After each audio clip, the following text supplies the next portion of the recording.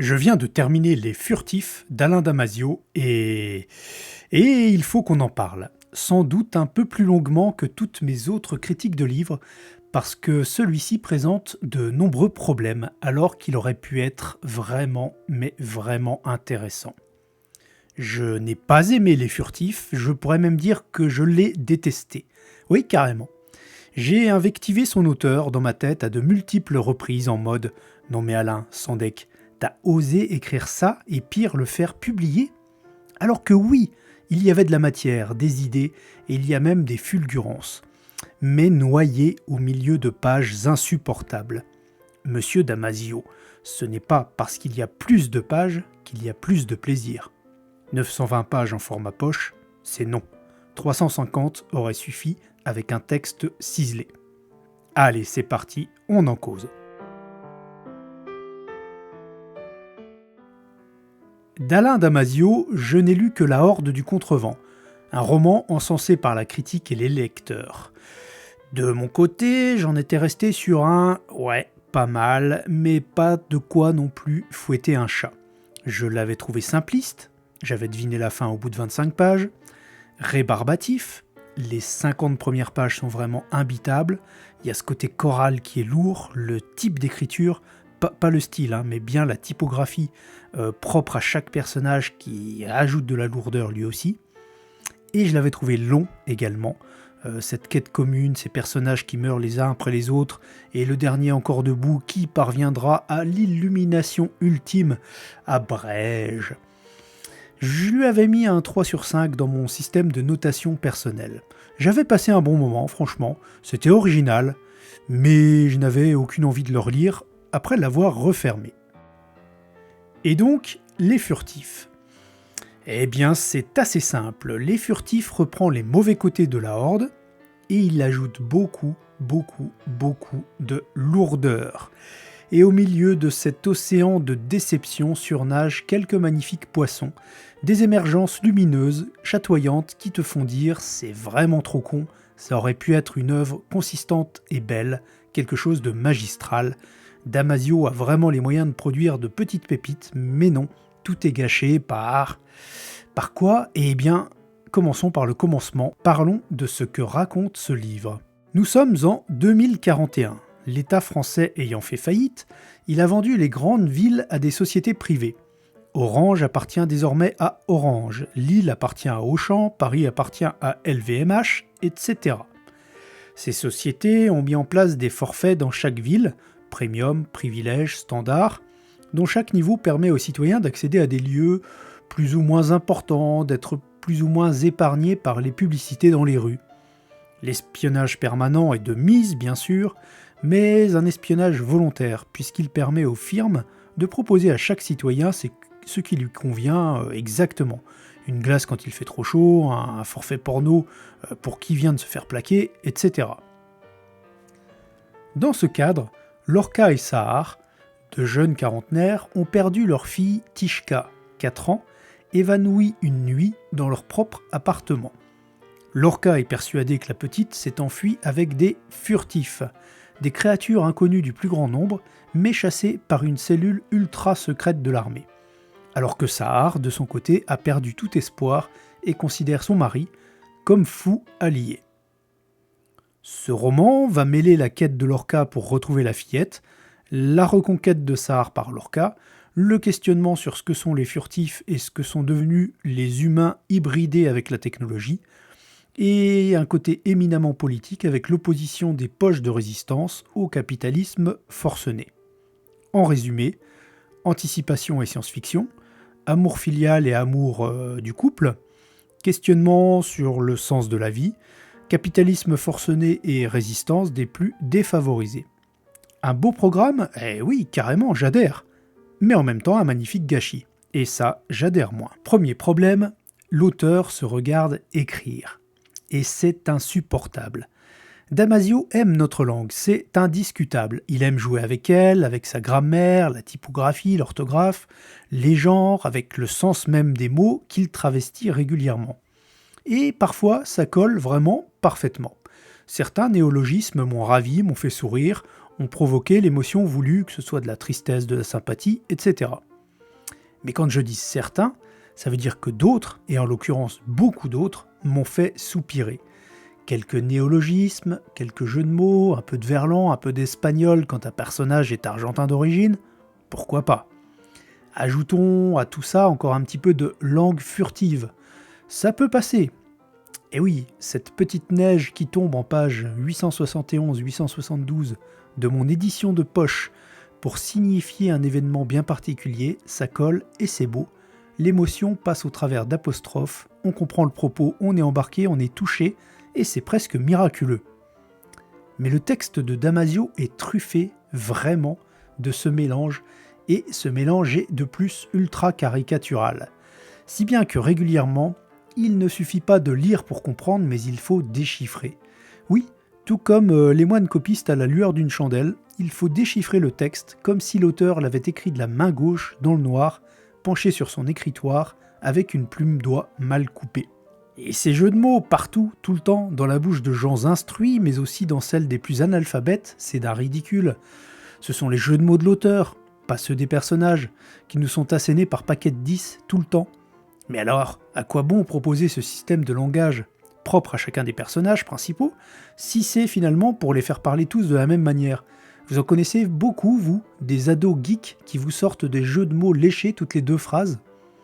Bref, Alain Damasio aime écrire finement, et il le fait tout le temps, même si ça ne correspond pas, mais alors pas du tout, aux propos qu'il est censé développer. Et ça, c'est vraiment dommage, ça gâche le plaisir de la lecture. Deuxième problème, les phases d'exposition sont parmi les pires que j'ai pu lire ou voir. Je ne sais pas si vous avez vu Valérian et la Cité des 1000 planètes réalisé par Luc Besson. Moi, oui.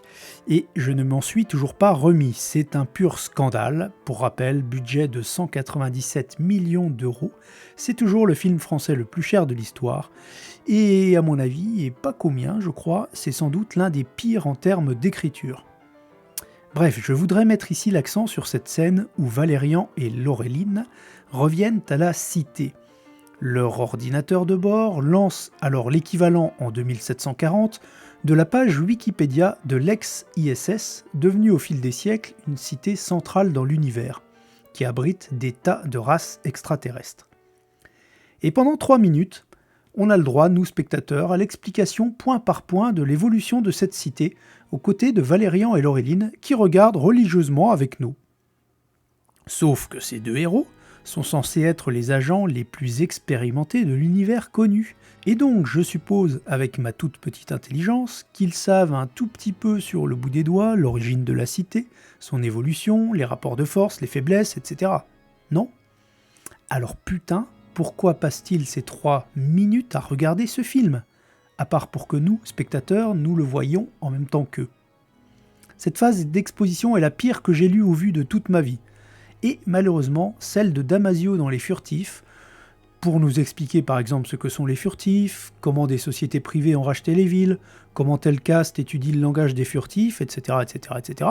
Bref, toutes les explications de concepts, de technologies, d'événements, distillées tout au long de l'ouvrage, sont de cet acabit, c'est-à-dire lourdes au possible, hors contexte et quasi contraires à l'univers proposé. Et ce n'est absolument pas de l'acabit d'un écrivain confirmé. Troisième problème, l'originalité n'est pas si originale. J'ai lu et entendu des tas de critiques crier au génie à propos de l'originalité de ce livre. La société telle qu'elle est dépeinte et bien sûr les furtifs eux-mêmes. Si, concernant les furtifs, je dois bien avouer que l'originalité est de la partie. Je n'avais jamais vu ou lu ce concept par ailleurs, et pourtant j'ai un peu de bouteille dans ce domaine. Pour tout le reste, je me permets d'être dubitatif.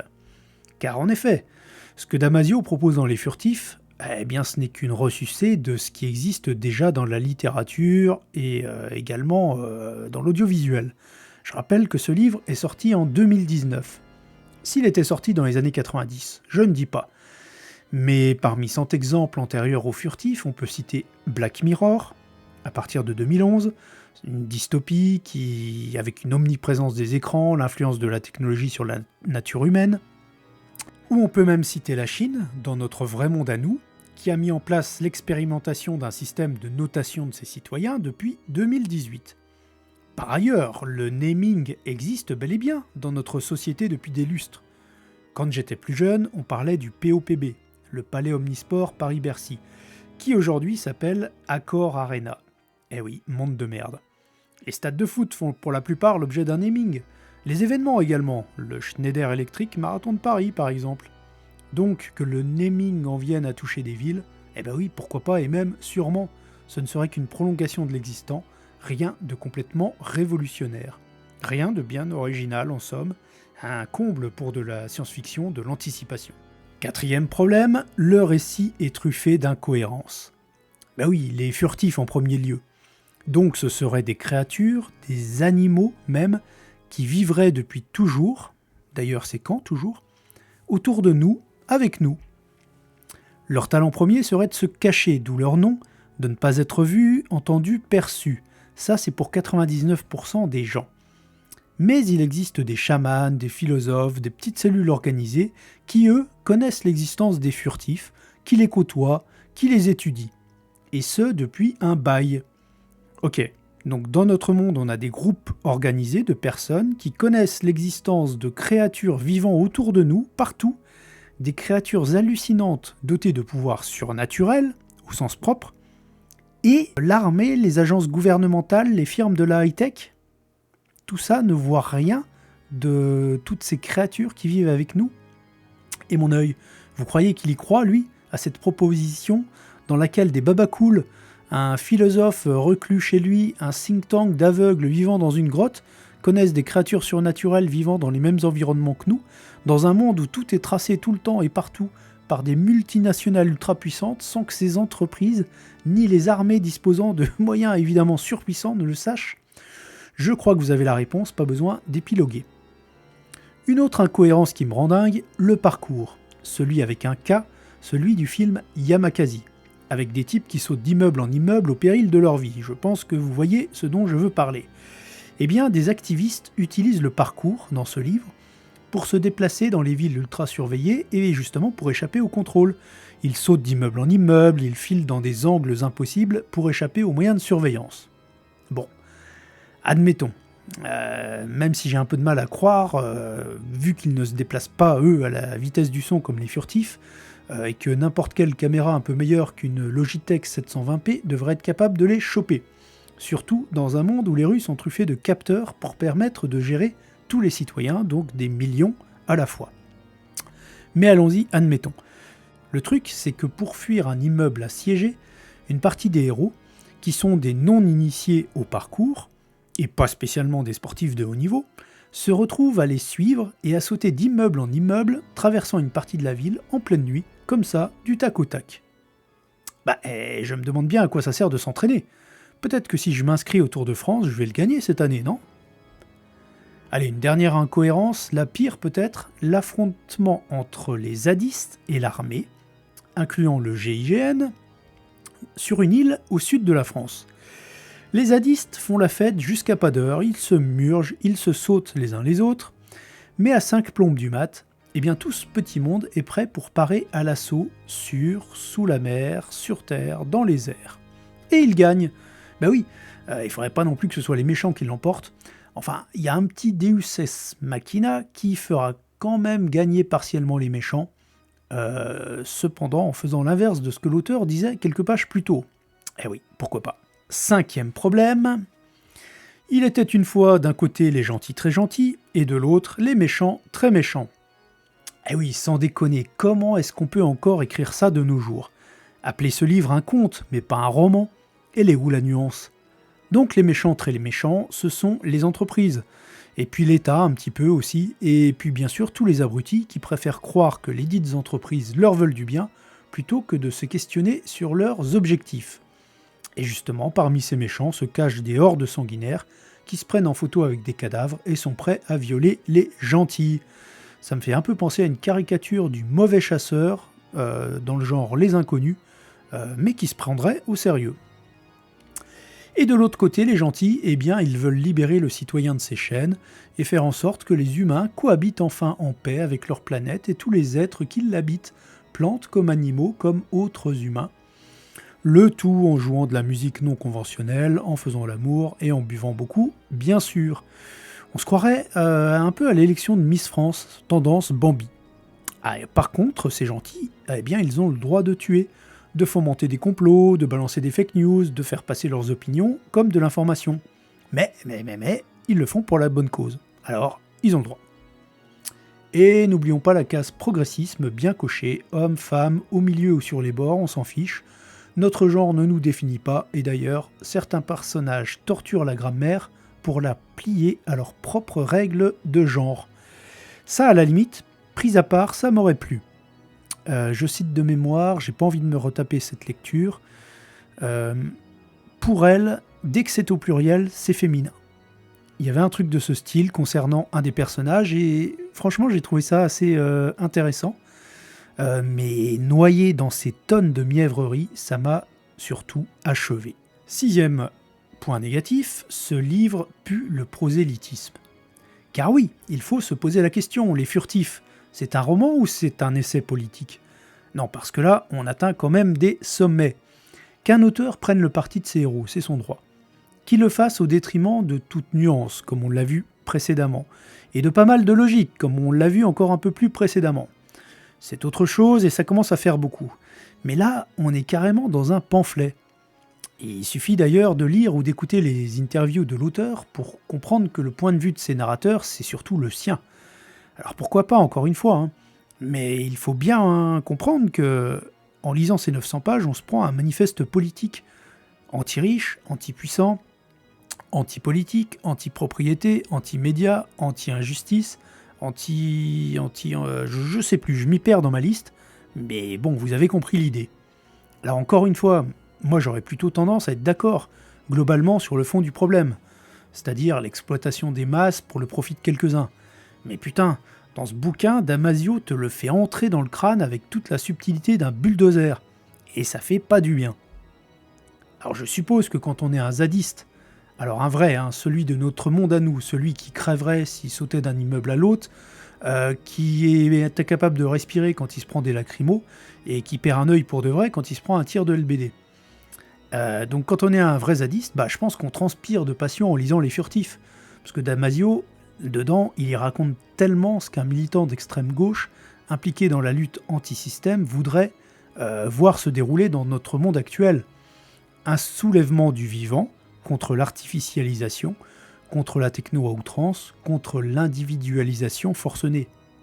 Eh oui, moi aussi je suis contre tout ça, mais je crois que j'ai un tantinet de mesure, et de la mesure dans Les Furtifs, ça vous n'en trouverez pas. Il faut y aller à fond, à fond, à fond, sauf qu'en y allant à fond, on ne va pas forcément très loin et on perd du monde.